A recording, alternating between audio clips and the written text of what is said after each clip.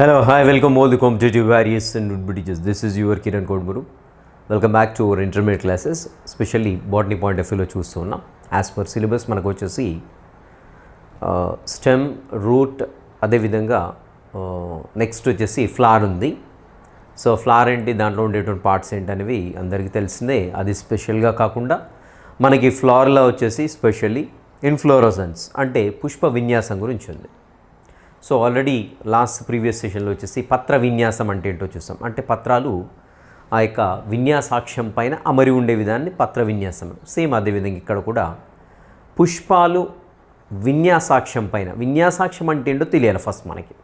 విన్యాసాక్ష్యం పైన అమరి ఉండే విధానాన్ని పుష్ప విన్యాసం లేదంటే ఇన్ఫ్లోరసెన్స్గా చెప్పుకుంటూ ఉన్నాం. Arrangement of flowers on it's axis is known as a inflorescence.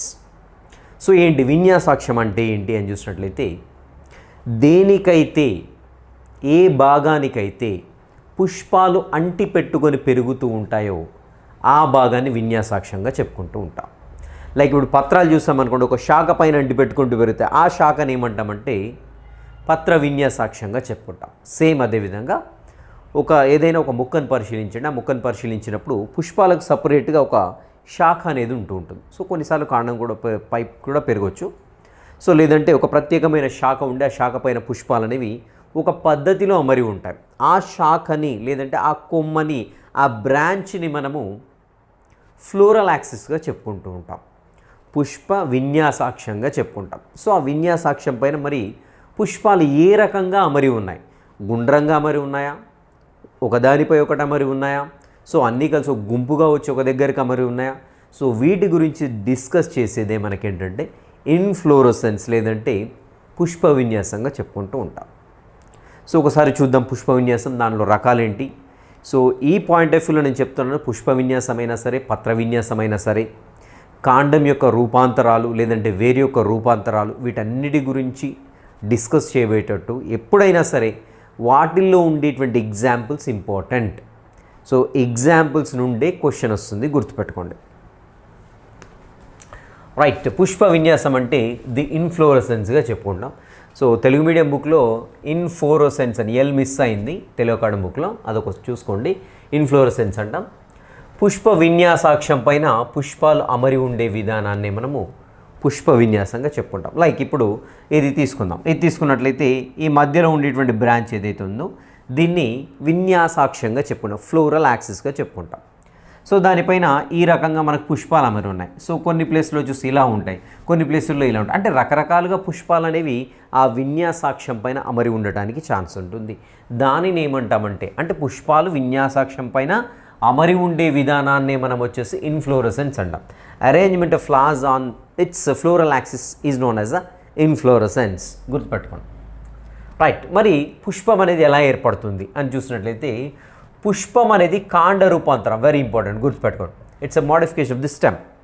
So flower is the modification of the stem, గుర్తుపెట్టుకోవాలి, ఇంపార్టెంట్ ఇది, కాండం యొక్క రూపాంతరం. సో మనకి ప్రకాండ అగ్ర విభాజ్య కణజాలం, ప్రకాండ అగ్ర విభాజ్య కణజాలం ఏదైతే ఉందో, సో ఇంగ్లీష్లో అయితే షూట్ ఎపికల్ మెరిస్టెమ్ అంటాం దాన్ని, షూట్ ఎపికల్ మెరిస్టెమ్. సో అది ఏమవుతుందంటే మనకి పుష్ప విభాజ్య కణజాలంగా, ఫ్లోరల్ మెరిస్టెమ్గా మారిపోతూ ఉంటుంది.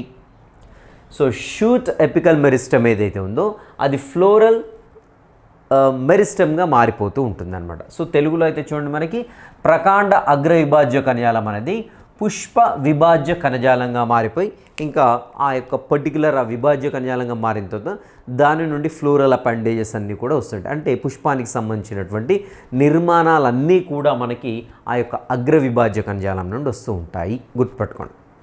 సో ఇది ఒకటి ఇంపార్టెంట్. సో మరి ప్రకాండం అంటే తెలియాలి మనకు ఫస్ట్. ప్రకాండం అంటే ఏంటి, వేరు తప్ప పైన ఉండే భాగం అంతా కూడా ప్రకాండమే. So not only the stem, so stem కావచ్చు, ఫ్లాక్ కావచ్చు, లీఫ్ కావచ్చు, అండ్ భూగర్భ కాండం కావచ్చు, ఇవన్నీ కూడా మనకి వేరు తప్ప మిగిలిన వ్యవస్థ అంతా కూడా సో ప్రకాండ వ్యవస్థగా చెప్పుకుంటాం. సో ప్రకాండ వ్యవస్థ అంటే పైన ఉండేటువంటి విభాజ్య కణజాలం ఏదైతే ఉందో, కొస భాగంలో ఉండేటువంటి విభాజ్య కణజాలం ఏదైతే ఉందో దాన్ని అగ్ర విభాజ్య, అగ్రం అంటే పైన, విభాజ్య కణజాలం అంటే విభజన చెంది బాగా స్పీడ్గా విభజన చెందేటువంటి కణజాల సమూహం. సో ఆ స్పీడ్గా విభజన చెందేటువంటి విభాజ్య కణజాలం ఏదైతే ఉందో it has a great capacity to convert into various tissues. So అది వేరే కణజాలాల్లాగా మారేందుకు దానికి ఒక కెపాసిటీ అనేది ఉంటుంది. సో ఆ కెపాసిటీలో భాగంగానే ఇది అగ్ర విభాజ్య కణజాలం ఏదైతే ఉందో పుష్ప విభాజ్య కణజాలంగా మారిపోతుంది. సో పత్ర విభాజ్య కణజాలం కూడా మారిపోతుంది. సో ఇక్కడ పుష్ప విభాజ్య కణజాలం మారిపోతే దాని నుండి పుష్పం వస్తూ ఉంటుంది. ఓకేనా. సో అది ఇన్ కేస్ పత్ర విభాజ్య కణజాలంగా మారిపోయిందని కూడా దాని నుండి పత్రం రావడానికి ఛాన్స్ ఉంటుంది.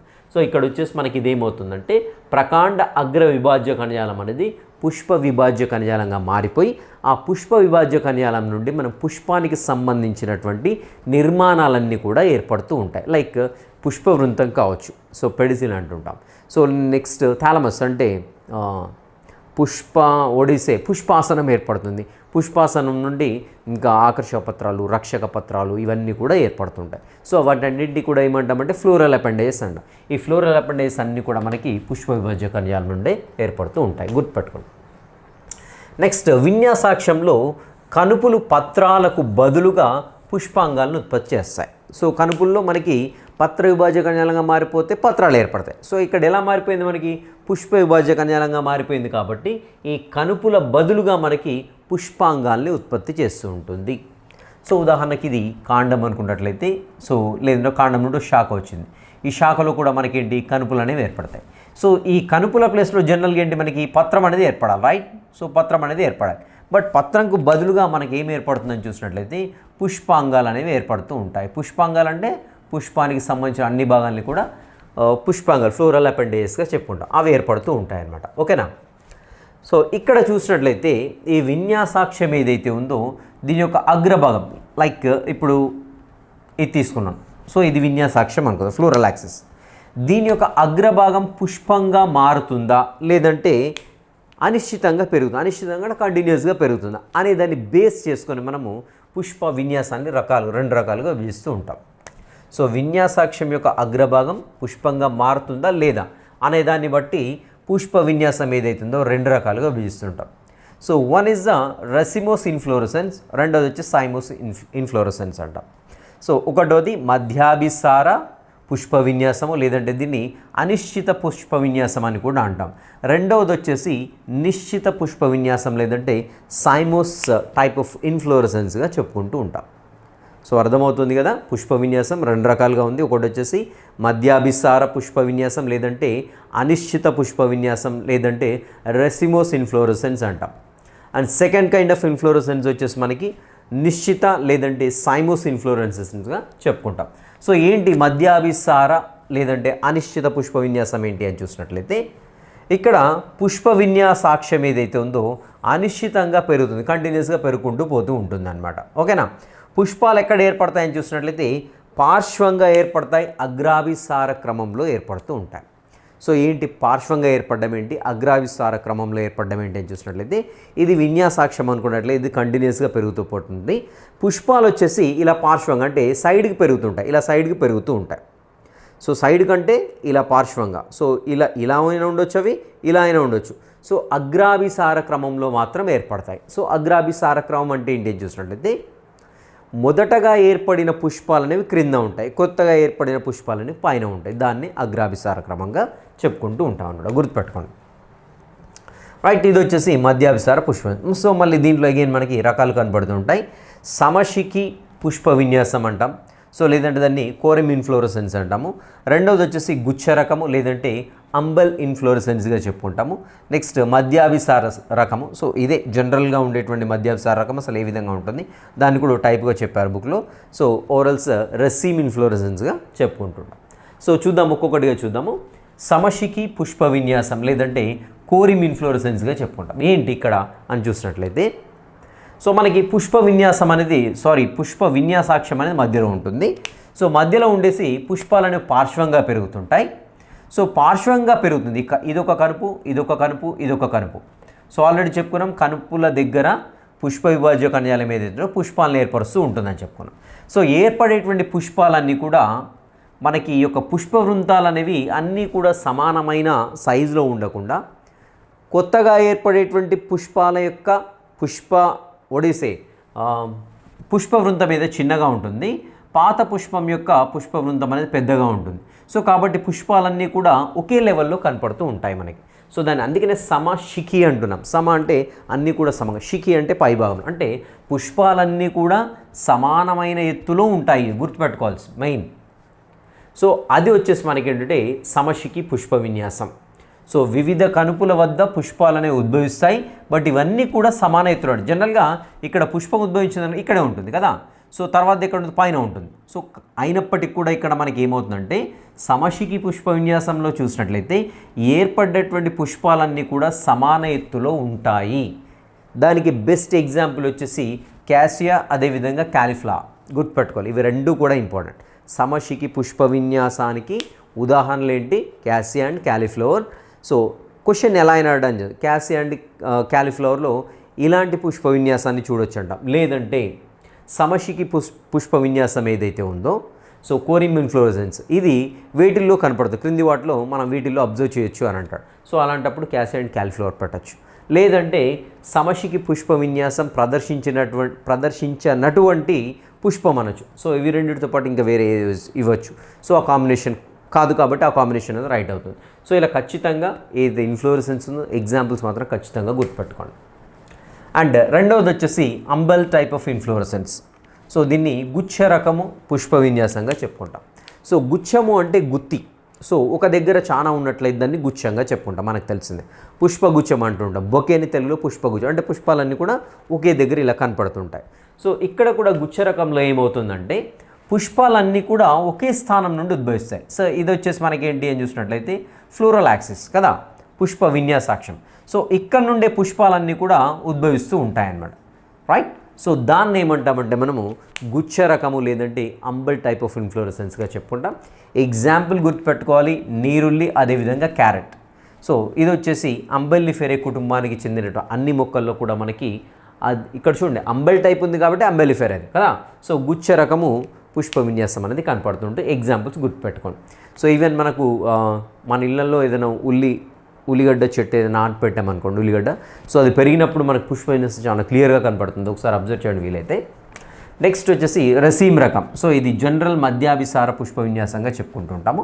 సో ఇక్కడ ఏమవుతుందంటే విన్యాసాక్షానికి పార్శ్వభాగాల్లో పుష్పాలు అనేవి ఏర్పడుతుంటాయి, పార్శ్వభాగాలు. బట్ ఇక్కడ ఏమవుతుందంటే పుష్పాలన్నీ కూడా ఒకే ఎత్తులో ఉండవు. సో ఏంటి అని చూసినట్టయితే మొట్టమొదటగా ఏర్పడిన పుష్పాలు క్రింద ఉంటాయి, కొత్తగా ఏర్పడిన పుష్పాలు వచ్చేసి పైన ఉంటాయి. సో బట్ ఇక్కడ చూడండి, ఇక్కడ చూసినట్లయితే సమశిఖిలో చూసినట్లయితే కొత్తగా ఏర్పడినవి కావచ్చు, అదేవిధంగా పాతగా ఏర్పడిన పుష్పాలు అన్నీ కూడా ఒకే ఎత్తులో ఉన్నాయి.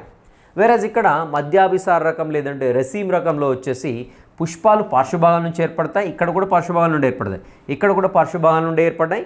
బట్ ఇక్కడ పుష్పాలు వచ్చేసి అన్నీ కూడా సమాన ఎత్తులో ఉండకుండా పాత పుష్పాలు అంటే మొదటిసారిగా ఏర్పడిన పుష్పాలు క్రింద, కొత్తగా ఏర్పడిన పుష్పాలు పైన ఉంటాయి. సో కాబట్టి దీన్ని ఏమంటాం మనం అగ్రాభిసార క్రమంలో పుష్పాలు అనేవి అరేంజ్ అయ్యాయనేసి చెప్తూ ఉంటాం అన్నమాట, రైట్. ఇది వచ్చేసి రసీమ్ రకం.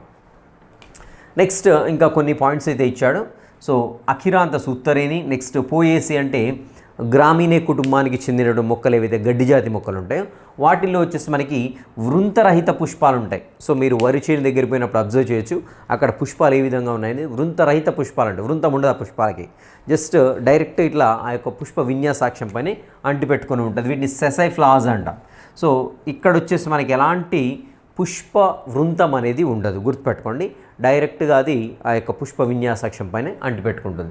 సో వాటికి ఎగ్జాంపుల్ ఏంటి? అఖిరాంతస్, అదేవిధంగా పోయేసి లేదంటే గ్రామీణ జాతికి చెందినటువంటి గడ్డి జాతుల మొక్కలన్నీ కూడా, ఓకేనా.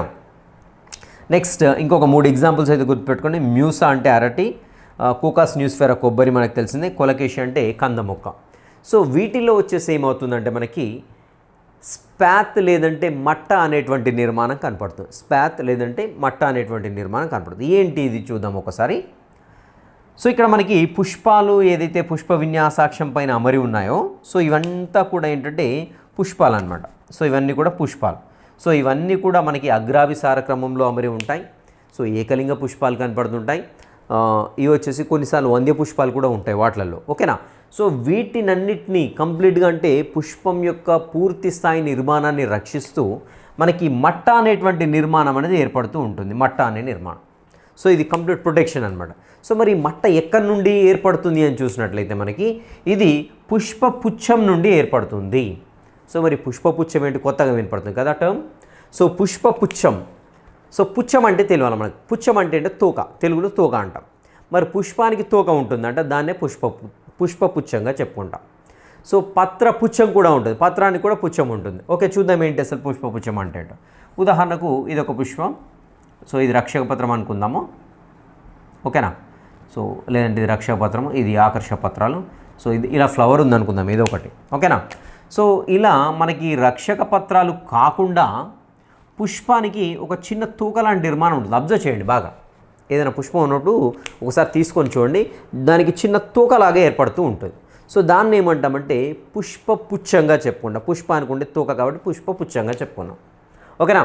సో ఈ పుష్పపుచ్చం అనేది రూపాంతరం చెందుతుంది, అంటే అది చాలా పెద్దగా అవుతుంది, స్ట్రాంగ్గా అవుతుంది. స్ట్రాంగ్ అయిపోయి కంప్లీట్గా ఇది పుష్పము, ఇది పుష్పపుచ్చం అనుకుందాం. సో నెమ్మదిగా పెరిగి ఇది పుష్పాన్ని మొత్తం కూడా ఇలా ఆక్యుపై చేసి దాన్ని రక్షిస్తూ ఉంటుందన్నమాట. సో దాన్ని ఏమంటామంటే స్పాత్ లేదంటే మట్టగా చెప్పుకుంటుంటాము. సో అలాంటిది మనకి అరటిలో కనపడుతుంది, కొబ్బరిలో కనపడుతుంది, అదేవిధంగా కొలకేశాలో కూడా కనపడుతూ ఉంటుంది. గుర్తుపెట్టుకోండి, ఎగ్జాంపుల్స్ ఇంపార్టెంట్. నెక్స్ట్ వచ్చేసి ట్రెడాక్స్ అండ్ సూర్యకాంతం మొక్క. ట్రెడాక్స్ అంటే గడ్డి చామంతి, సో సూర్యకాంతం అంటే మనకు పొద్దుతిరుగుడు పువ్వుని, సో హీలియంథస్ అన్యులస్గా చెప్పుకుంటాము. సో ఇవి రెండు కూడా ఆస్ట్రేసికి చెందినటువంటి మొక్కలే. వీటిల్లో వచ్చేసి మనకి శీర్షావత్ పుష్ప విన్యాసం కనపడుతూ ఉంటుంది. ఏంటి శీర్షావత్ పుష్ప విన్యాసం అని చూసినట్లయితే పై భాగంలో మనకి పుష్పాలన్నీ ఏర్పడేసి కేంద్రాభిసార క్రమంలో ఉంటాయి. కేంద్రాభిసార క్రమం అంటే ఏంటి అని చూసినట్లయితే పుష్పం ఇలా ఉన్నట్లయితే మనం అబ్జర్వ్ చేయొచ్చు. సో హీలియంథస్ సూర్యకాంతం మొక్క పొద్దుతిరుగుడు ఏదైతే ఉందో, సో దాని యొక్క పుష్పాన్ని చూసినట్లయితే దాంట్లో అన్ని పుష్పకాలన్నీ కూడా అమరి ఉంటాయి. సో అవన్నీ కూడా కేంద్రాభిసార అంటే మధ్యవైపు ఫోకస్ అవుతూ, అంటే మధ్యవైపుగా పెరుగుతూ ఉంటాయి అన్నమాట. అంటే మొత్తం కూడా సెంట్రల్ వైపు, మధ్యవైపు పెరుగుతూ ఉంటాయి. దీన్ని ఏమంటామంటే శీర్షావత్ పుష్ప విన్యాసంగా చెప్పుకుంటూ ఉంటాం అన్నమాట. సో ఇలా అమరి ఉంటే దాన్ని మనకి శీర్షావత్ పుష్ప విన్యాసం. సో ఎగ్జాంపుల్స్ గుర్తుపెట్టుకోండి, ట్రెడాక్స్, అదేవిధంగా మనకి సూర్యకాంత మొక్క, పొద్దుతిరుగుడు మొక్క, ఆస్ట్రేసి కుటుంబానికి చెందినటువంటి మొక్కలు అవి, వాటిలో ఈ విధంగా అమరి ఉంటాయి. సో ఇక్కడ బేసిక్గా గుర్తుపెట్టుకోవాల్సిందంటే మీకు పుష్ప విన్యాసం అంటే కాన్సెప్ట్ అర్థం కావాలి, విన్యాసాక్ష్యం అంటే తెలియాలి. సో నెక్స్ట్ వచ్చేసి ఇక్కడ పుష్పాలు అమరి ఉండే విధానం, ఎలా అమరి ఉంటే ఏమి అంటాము. సో పుష్పం దేని యొక్క రూపాంతరం, పుష్పం ఏ భాగం నుండి ఏర్పడుతూ ఉంటుంది. అండ్ వచ్చేసి మనకి రకాలు వచ్చేసి ఈ రకాలన్నీ కూడా గుర్తుపెట్టుకోవాలి. రకాల కంటే మెయిన్గా మీరు గుర్తుపెట్టుకోవాల్సింది ఎగ్జాంపుల్స్ గుర్తుపెట్టుకోండి. సో సమశిఖి పుష్ప విన్యాసం పేరులోనే కనపడుతూ ఉంటుంది, గుచ్చ రకం పేరులోనే కనపడుతుంది మీకు, రసీమ్ రకం అంటే మధ్యాభిసార. సో ఈజీగా గుర్తుపెట్టుకోండి, అవి కన్ఫ్యూజ్ కావాల్సిన పని లేదు. సో ఎగ్జాంపుల్స్ మాత్రం వెరీ ఇంపార్టెంట్. క్వశ్చన్ వస్తే ఎగ్జాంపుల్స్ నుండే వస్తుంది, గుర్తుపెట్టుకోండి. అండ్ మట్ట అంటే ఏంటి, దానికి ఎగ్జాంపుల్స్ ఏంటని గుర్తుపెట్టుకోండి. సో ఇది వచ్చేసి మనకి ప్రజెంట్ ఉన్నటువంటి మధ్యాభిసార పుష్ప విన్యాసం. నెక్స్ట్ సెషన్లో వచ్చేసి సైమోస్ పుష్ప విన్యాసం అంటే ఏంటో ఒకసారి చూద్దాం. Will meet you in the next session. Till next session, have a great day.